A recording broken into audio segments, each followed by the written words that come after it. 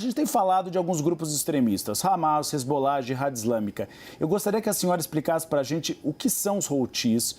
Eles atuam no Iêmen, qual é a realidade hoje do Iêmen? A senhora disse que de uma guerra civil, e é um país que está muito distante de Israel. Você tem duas fronteiras no meio do caminho, tanto a Arábia Saudita como a Jordânia.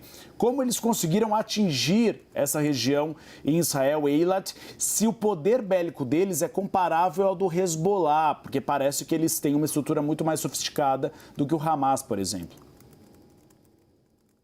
Então vamos lá. Os Houthis, basicamente, eles são um grupo de rebeldes que também é conhecido como a Ansar, né? Que em terminologia própria vai Ansar Allah, que vai significar partidários de Deus, basicamente, tá? Em tradução aqui, né? É superficial. E ele segue uma corrente, né? Do islamismo xiita, conforme eu já destaquei, que é conhecida como zaidismo.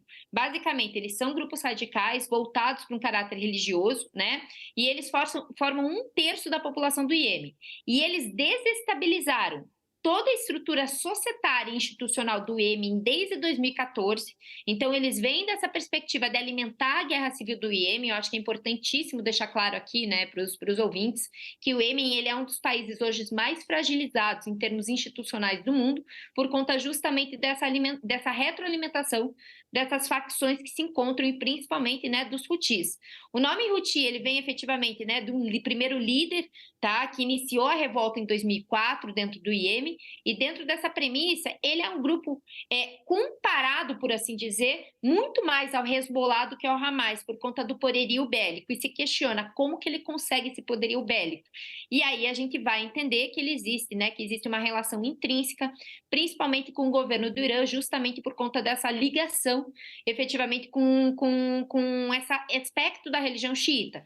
Então, assim, ainda que de fato nós tenhamos uma diferença, principalmente um distanciamento territorial em relação ao Iêmen e também a Israel, a gente vai observar um poderio bélico, né, dos Houthis muito mais equiparado ao Hezbollah, que possui uma capacidade tecnológica muito maior, muito superior, do que efetivamente ao Hamas, que, ainda que esteja muito bem equipado, né, eu acho que acredito que até Israel não imaginava que o Hamas fosse estar tão bem Uma equipado como ele está. resiliência, né, de 4 semanas com foguetes, né? Exato, exato. Exato, soltando foguetes muito tecnológicos, muito mais do que há uma década atrás. Então, assim, o que a gente observa aqui, de fato, é uma novidade o ingresso desses Houthis, ainda que um ataque, mas a gente já poderia imaginar que o Irã estaria, né, prospectando algo. Ainda que o Irã, eu acho que é importantíssimo deixar claro, conforme eu já falei nos outros dias, ainda que o Irã não queira ingressar diretamente nessa guerra, porque não é interessante para o Irã, não é interessante para a região, porque ele é uma instituição, é um Estado que partilha de responsabilidade internacional. Ele vai alimentar essas facções, ele vai alimentar esses grupos paramilitares, porque é interessante, ninguém pode comprovar e corroborar com o ideal que o Irã está alimentando, mas a gente sabe que no fundo está, e esses grupos, efetivamente, eles não se submetem ao direito internacional. Então, o Irã ele não vai dar as caras efetivamente nesse conflito, mas indiretamente ele vai acabar alimentando. Tá aí a prova, né? Os Houthis, eles efetivamente ingressaram, e a gente sabe disso, por influência do Irã, até porque eles são retroalimentados pelo governo iraniano, sim.